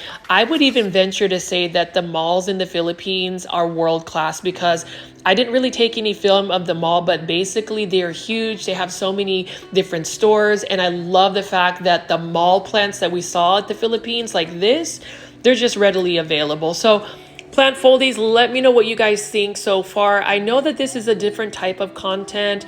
You know, it is kind of a risk for me to kind of change it up a little bit in terms of my niche. I really hope that my plant foldies, the ones that really appreciate my big box store plant shopping videos, will still consider watching all of these videos throughout, because I just find it interesting that I can show you my home country and then just also show you the plants that are native to the country and how they do thrive. Because like right over here, for instance, we've got a beautiful Dieffenbachia again. I used to not be a fan of Dieffenbachia because I always thought Dieffenbachia get leggy, but then I didn't realize that as a Dieffenbachia matures, that is really the growth pattern it does get a little leggy or more caney, but look at how beautiful and large these leaves get. I really love the variegation on it. And you know, for Dieffenbachia, when you grow them indoors, they are a little bit more susceptible to spider mites. They tend to need more bright light. But when I went to the Philippines, I've noticed that even Dieffenbachia can be growing out in the jungle with very little light, and it's still doing well. So perhaps it's the climate, the environment, the humidity, whatever it is, Dieffenbachia definitely thrive in the Philippines. Do I think Dieffenbachia can grow well in the United States? I do. I just think that it's going to take a little bit more work to really have them grow to those sizes. And then you can see right here, this is some type of palm tree, not sure. And then we have some more pothos right over here. Now, golden pothos, it is probably the most common aroid or tropical plant you will see at any country. And, you know, within good reason. It's a very easy plant to propagate. It's very not so fussy, I would say. And it's tolerant on a lot of things. Like you can literally get away with not watering a pothos plant for quite a bit and it'll still do okay. I did realize that in Epipremnum pinnatum, which is basically in you know, an epipremnum that is endemic to the Philippines, it is not as tolerant for being underwatered. And I realized that because I have a Cebu blue pothos that just didn't do well until I watered it. And then over here, we've got a Schefflera plant. So these umbrella plants is another thing that's very common in the Philippines. Love that a lot. Now, the care tips for Schefflera is bright indirect light. Make sure that you are watering it when it is about 50% dry and you'll be okay. But these Schefflera plants that I just showed you can become full-blown trees. And I think that is so cool. And then right over here, and this is what's really interesting. Now, just think this is on the second floor for a restaurant, but look at this. They've got a Rhaphidophora tetrasperma. That's amazing. But more so, you will see that beautiful variegated Pachira aquatica. We're going to take a look at that. Like, where do you see this in public in the United States? Where can you find a variegated Pachira aquatica? Look at that beautiful variegation. I mean, a little small one in like a 3-inch or 4-inch pot will already cost more than $100. And we just have these huge ones right here. Now, the thing about these variegated Pachira aquatica is they're actually grafted onto a stump. So that's the reason why it's got a little bit more of a thicker look about it. But as you can see here, this variegated Pachira aquatica is absolutely stunning. Look at that variegation. It is one that I want to add to my collection. I would just really need to find it. Now, whenever I was going to plant shop, those variegated Pachira aquatica would only cost about $20 US for something that was pretty large. So again, if that was a plant I could take home, I would have definitely taken home some of them. But you can see here, this is a beautiful plant. Now, this is a plant that I would not recommend putting in full sun. So as you can see, there is a little bit of leaf burning there. It probably got a little bit too much sun. And then on the bottom, you can also see they've mixed up some begonias, some aglaonemas right here, different types of aglaonemas, and then this Rhaphidophora tetrasperma. Some people will call this the mini monstera. It is not a monstera, but what I do like is it is one of those plants that you can't really make into a hanging basket. It really wants to grow upward, and you can see right here, it's really tall, it's thriving. You can see that the aerial roots are just popping out because of that ambient humidity. I do love the look of the leaves. I love that little fenestration right there, and it's just a beautiful plant. I would just recommend it to anybody, even the green form. Now, I would love to be able to get a hold of like a variegated version, but that one is still a little bit pricey. But aglaonemas, I think seeing aglaonemas in the Philippines has kind of rekindled my love for aglaonemas. I definitely want to keep collecting aglaonemas because it's really easy. And then right over here, we've got some philodendron hope. So this is a smaller type of philodendron with some serrated leaves. Beautiful looking philodendron. It's in a nice pot. And then check this out. Look at this massive philodendron. So I don't know what this philodendron is. It might be a philodendron green imperial. Somebody please leave that in the comments and let me know the plant ID. And right underneath it, you can see there are some beautiful philodendron Brazils right underneath it. It's kind of like a topsoil cover, but this is such a beautiful philodendron. So if anybody knows this philodendron's plant ID, please let me know. And then you can see over here, we've got some more aglaonema at the bottom of that planter. And look at this. This is just amazing. Look at all of that beautiful variegation on this Pachira aquatica. I like that there's two different types of variegated Pachira aquatica. One of them has more of like a dusty variegation, and then the other one has more like high contrast, like a Aurea yellow variegation. So as you can see that they've grafted a couple of different varieties of Pachira aquatica. I definitely would love to have that in my collection. I mean, honestly, if I could just take one of those and like prop it, that would be awesome. I was definitely tempted to prop lift. I definitely didn't do that, but just the amount of healthy looking plants available, and you got to think these are plants that you could potentially see at a big box store. Look at how this Rhaphidophora tetrasperma is just climbing up that wall and right next to the Pachira aquatica, and this is actually on a roof deck where Chili's, it's an American restaurant chain of restaurants, is there, and you can see right at the bottom how beautiful that is as well. It is a beautiful Friday morning, and I just love the fact that I did spend just a couple of my hours before I had to fly to go film for you. So plant foldies, I don't know if you guys are liking this content. I know I'm just really excited to be able to just show you all of these plants. Like, I mean, could you imagine seeing a variegated Pachira aquatica in a public setting where nobody was going to tamper with it? I just think it's interesting because the majority of Filipinos, I'm sure that they appreciate plants, but in terms of just the value or looking at these plants, finding them whether they're uncommon or rare, it was just really interesting that a lot of people just kind of saw them as plants, whether it's a variegated form or a regular green form.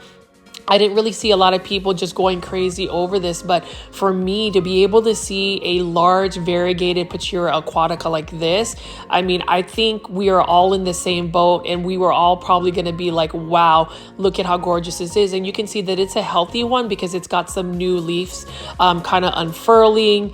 I really wish that I could get one of these plants. It is one of my wish list plants. It is a plant that is still quite uncommon and quite pricey in the United States. And that's another thing in terms of these plants. Like, look at this right here. Now, this is a huge philodendron rojo Congo, and I love the fact that it's super healthy. And on the bottom is a bunch of Epipremnum aureum enjoy pothos. I really like the contrast, and I just like how they did mix and match these larger planters. I don't mind it. Typically I don't like mixing plants together, but that one works for me. And then over here is another variegated Pachira aquatica, and I love the look of this Pachira aquatica. I just am just in awe. It's such a beautiful variegated plant. It's a plant that I definitely would love to add in my plant collection.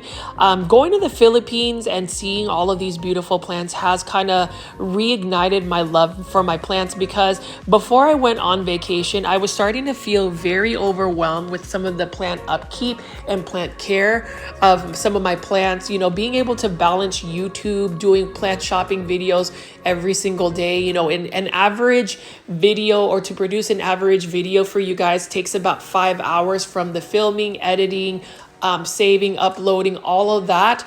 And so when you mix that with a full-time job plus tons of plants, it did get overwhelming. But now that I've been on vacation, now that I've seen some beautiful plants, now that I've seen the maturity or the full potential of some of these tropical plants, I am super excited. I have decided that I will be downsizing a couple of my plants. So the plants that didn't make it through my vacation because I didn't water them, or their care was just a little bit more needy, I'm definitely not going to add them back to my collection. I just don't have the time to really invest in that.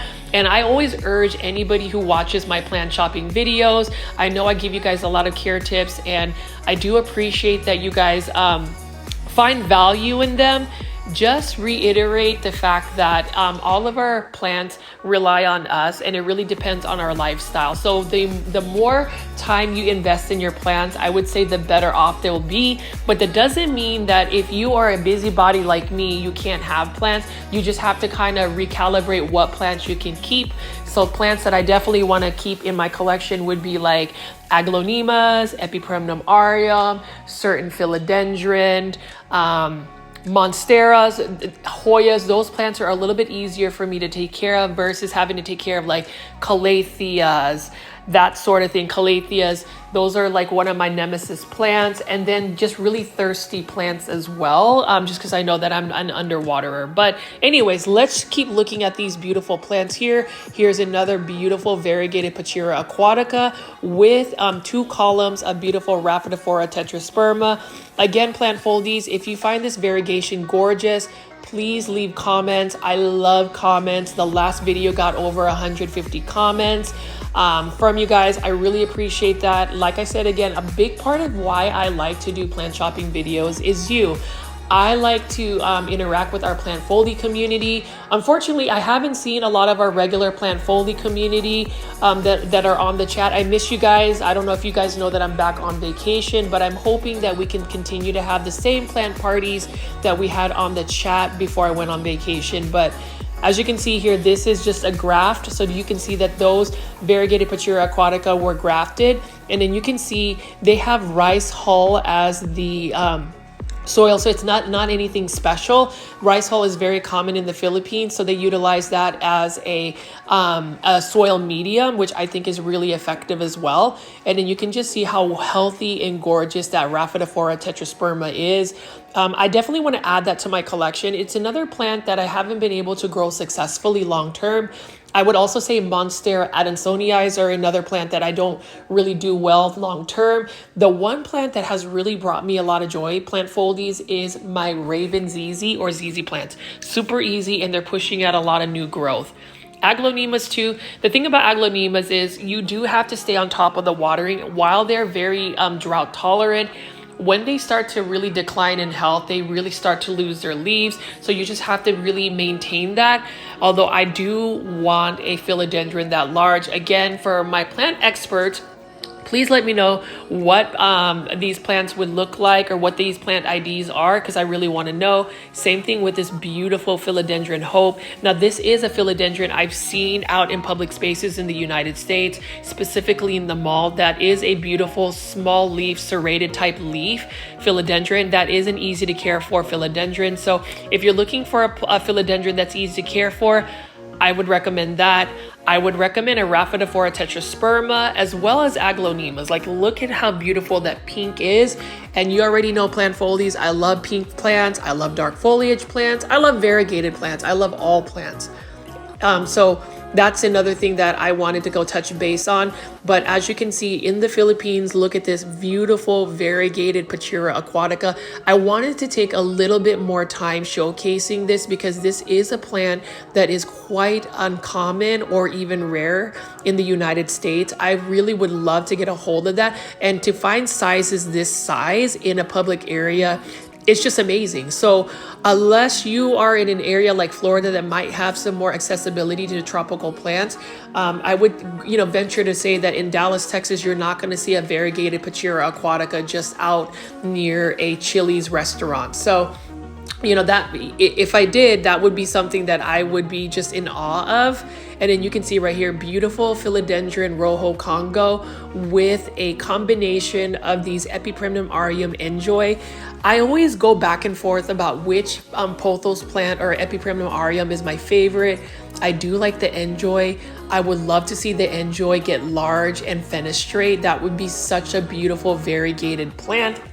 But I do like the fact that it's just got some high contrast variegation. The only drawback with the Epiprimnum aureum enjoy is it is a slower growing plant. So this right here is a very slower growing plant, and it's not as tolerant about being underwatered. Like the big champions in terms of a pothos plant that is easy to take care of is a golden pothos, the jade pothos, our marble queen pothos, and the neon pothos. Either way, all pothos are easy, and the Philippines just makes it easy to grow tropical plants. Like, I am so envious of my home country to be able to have beautiful plants like this. Again, it is a country in the Southeast Asian country, so these are really where a lot of these plants come from at big box stores, and that's the reason why I have taken the time to show you guys this, at the risk of potentially not getting nearly as much engagement for some of my plant videos. I just felt the need to really showcase my culture, my heritage, and especially when it comes to plants, because again, we talk about plants being house plants. Well, there is no such thing as a house plant because these plants did not just magically grow in a house. They had to have been taken out outside somewhere and been brought inside. Now, tropical plants tend to be a little bit more forgiving, I suppose, when you bring them indoors, but for them to really thrive, they need to be outdoors. And that's the thing about when I talk to some of the local Filipinos, they don't really have that concept of having house plants. It's literally plants that are in their landscape, in their garden. They're literally outside. And I could see that, like, you know, these aglaonemas, they were not really brought inside. They were actually outside. And just all of these philodendron and monsteras that we see here. But I have just been walking around and just really wanting to show you guys how beautiful these plants are in their containers.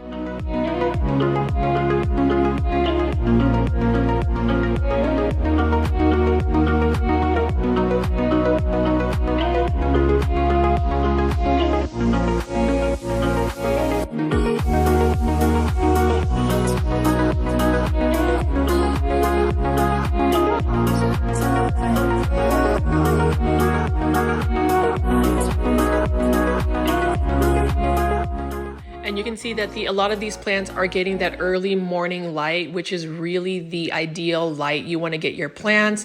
I just really want a variegated Pachira aquatica. I also love the mixture of these aglaonemas right here. One thing that's exciting is that Green Spaces ID did reach out to me directly about sending me some free plants. So I will be importing some plants from Indonesia, and if all goes well, I may end up just buying some more aglaonema from them.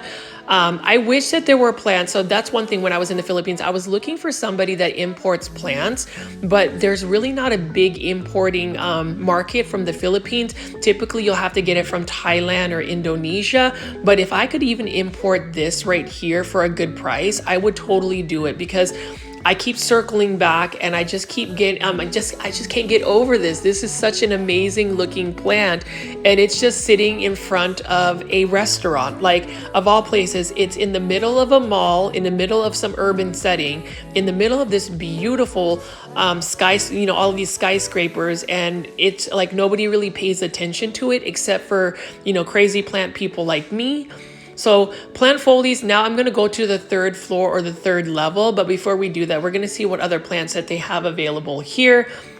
You can see I'm not 100% sure what type of plant this is. It might be some type of Dracaena. And then this right here, I'm not sure if this is some type of Aralia. What an interesting looking plant. What I like about it is it's got ruffles, it's got serrated leaves, and the edges are a nice white variegation. So I think that's super cool as well. I am just ready to get more of these types of plants. I don't know a lot about them. So again, plant foliage, if you know the plant ID for this plant, please let me know, because again, I'm not an expert and I didn't realize how much I didn't know in terms of plant IDs when I went to the Philippines, because there were a lot of plants I couldn't necessarily identify, and the thing is, they didn't have plant IDs, especially when I went to like a local plant nursery to go shopping. But as you can see here, look at these beautiful steps right here. They've got some butterflies, and above is a beautiful living wall. And that's the thing I saw a lot in the Philippines, is having just full-blown living walls. So we're just gonna just kind of admire what these plants look like.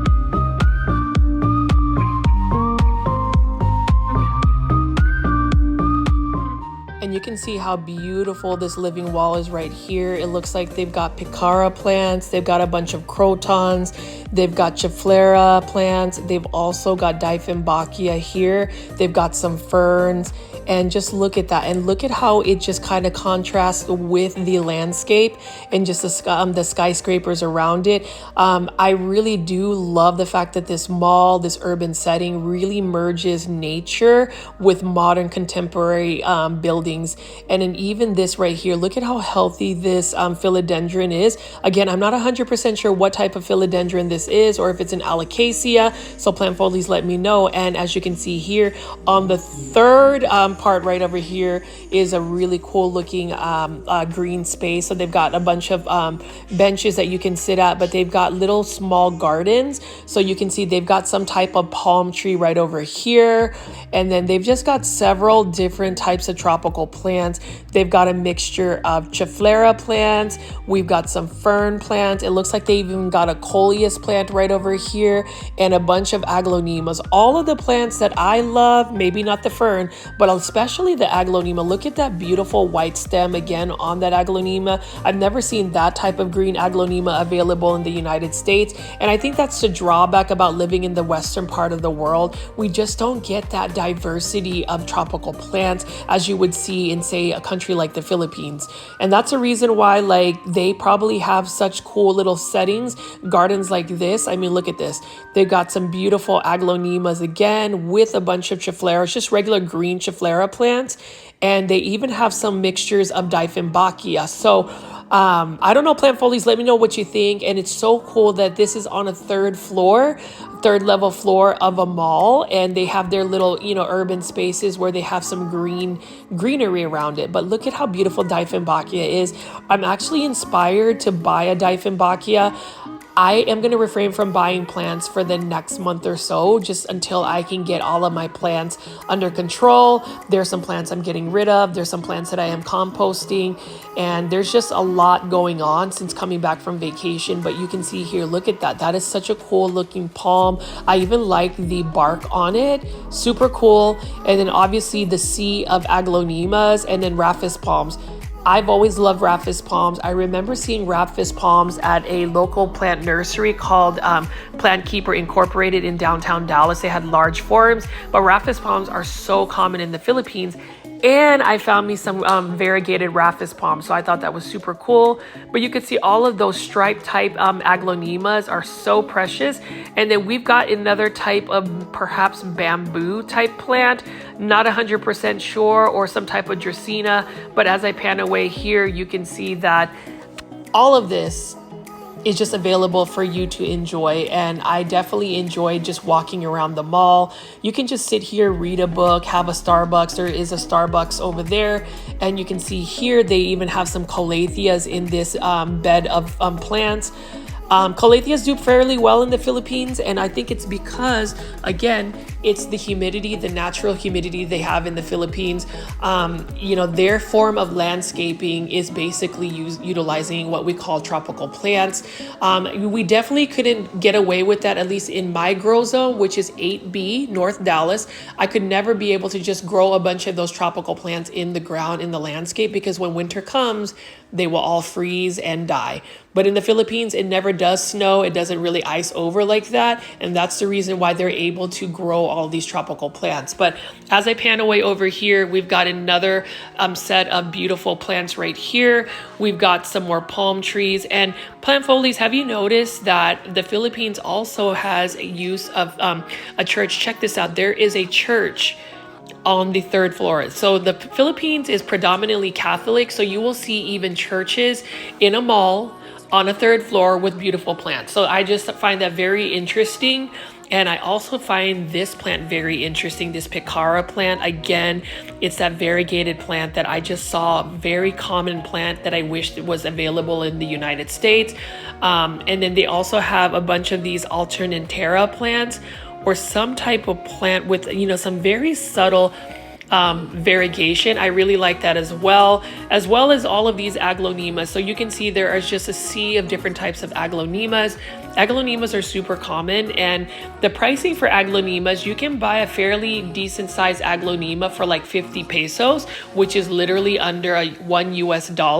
So you can only imagine how crazy I would have gotten if I was able to buy a bunch of these plants put them in my suitcase and take them back to Dallas, Texas. Like, it just would have been a thing. I would have brought you guys a lot more plants as well. You know, I love doing plant giveaways. I will be doing another plant giveaway soon for a philodendron ring of fire. So just make sure you are following me on my Instagram at growfolds if you want to participate.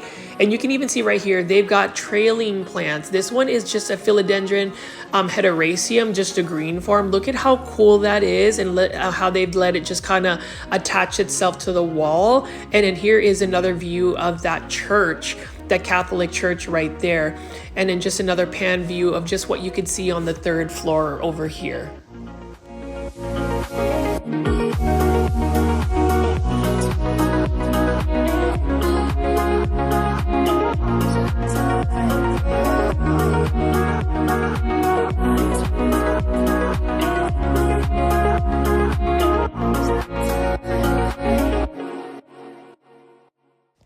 As you can see, we passed by that Catholic church.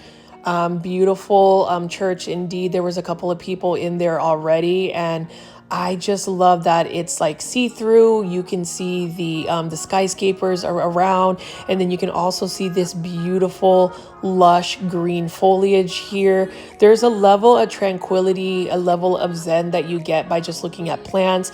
And that's why for all of the plant foldies that have made it this far into the video, if you haven't already, please make sure you are hitting that like button. Please make sure you are leaving me some comments.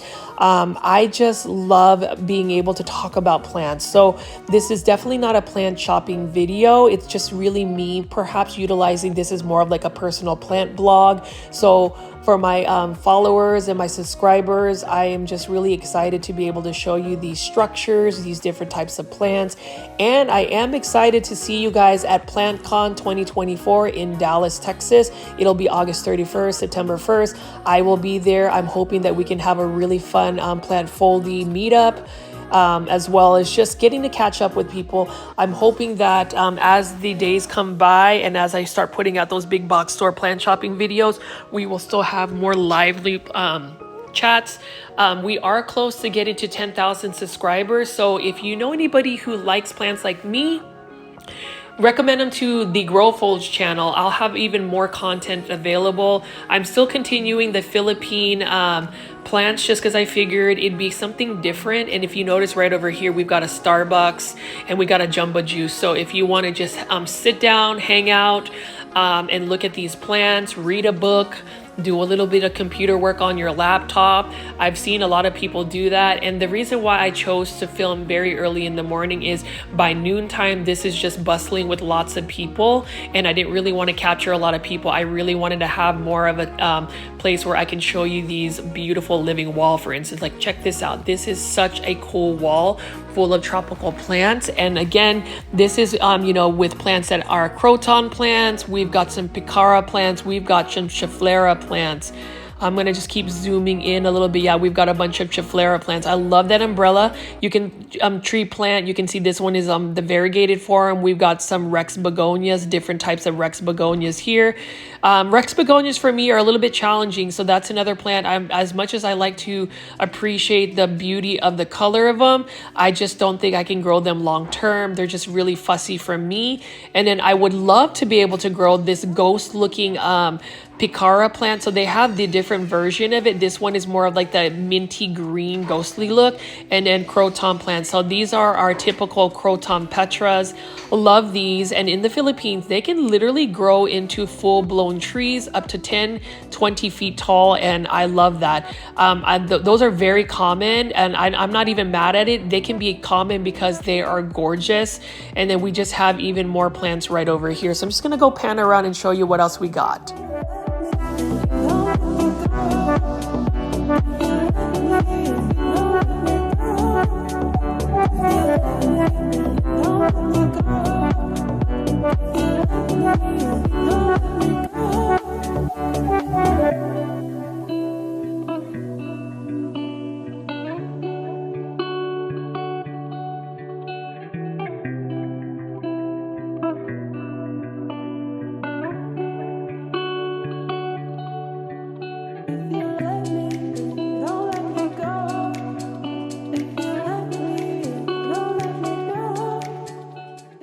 And then over here we have another just green form of the Schefflera plant. Really like the look of the Schefflera plant as well. Absolutely stunning. And it is just another plant that thrives in the Philippines climate. And then over here we've just got some more smaller versions of the Schefflera plant. Really like that as well. So there's different varieties of just Schefflera plant or umbrella tree plant, as well as I wanted to admire how beautiful these picara plant are. You can see that the variegation is awesome. And what I like is not only does it have some really really nice looking variegation on the leaves, the undersides have a really nice burgundy red color. So it does really give you some good contrast, especially when the light hits it. It lets it illuminate a little bit more so. And that's just another plant that I am definitely a fan of. It's another plant that I would love to be able to grow in the United States. Just this isn't a plant that I have really been able to see often, so I'm not sure if it's even really available. I might look on eBay or Etsy to see if somebody sells it, but a picara plant like this, or they also call this the Chinese croton plant, super common in the Philippines. It's super vigorous, super easy to grow outdoors. So I would be curious to see how that would grow in like an indoor setting. A lot of these plants again are considered tropical house plants. Most people would grow in the house or indoors, but as you can see here, we've got a Dieffenbachia that is just living its best life outdoors. So again, plant foldies, let me know in the comments section what you think of all of these plants.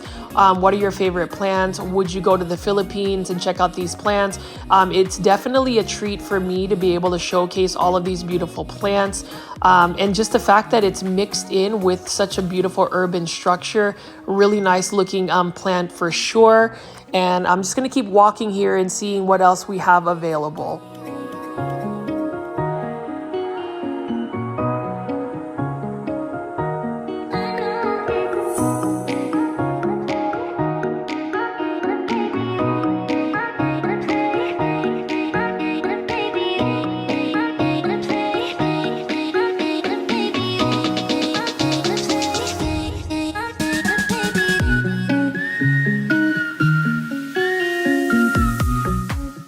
See that they had a bunch of Calathea dotties right over here, some more picara plants.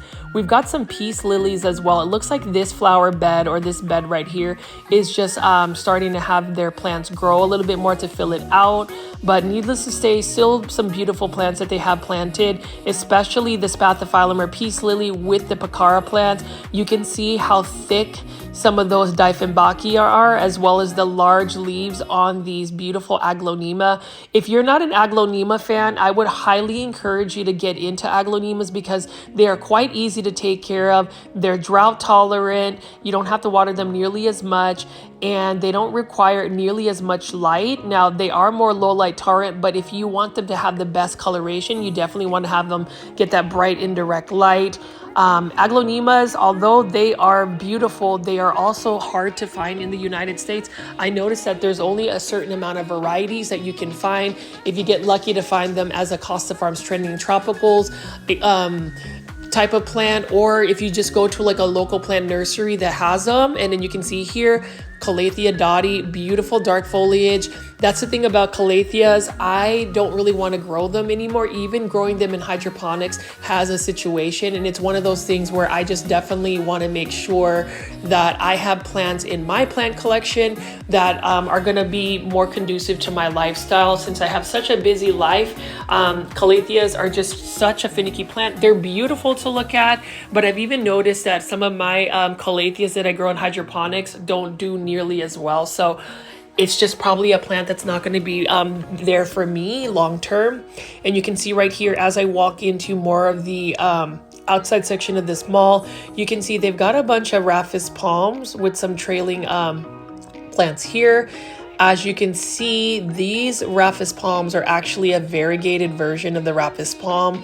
Look at that. Even though there is just a little bit of a subtle variegation, I would love to get a variegated version of the rhapis palm.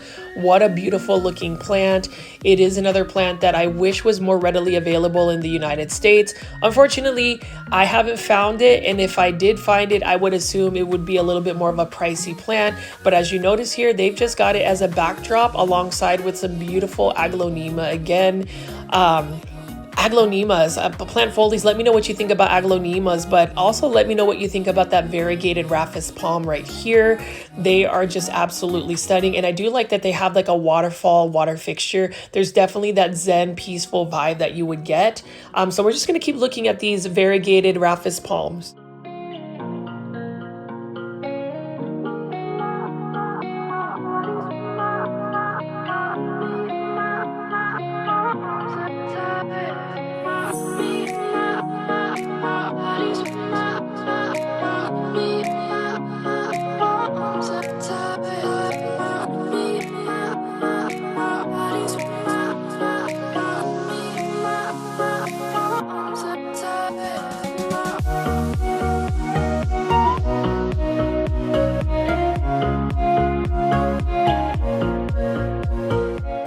And I just love that this has a beautiful little waterfall here with the rhapis palm. So not only is it providing a beautiful statement, there's also that ambient humidity. Not that these plants need any more humidity. It's super humid in the Philippines, but you can see they've got even more variegated rhapis palms here. And mind you, we are just walking on the outskirts of a mall.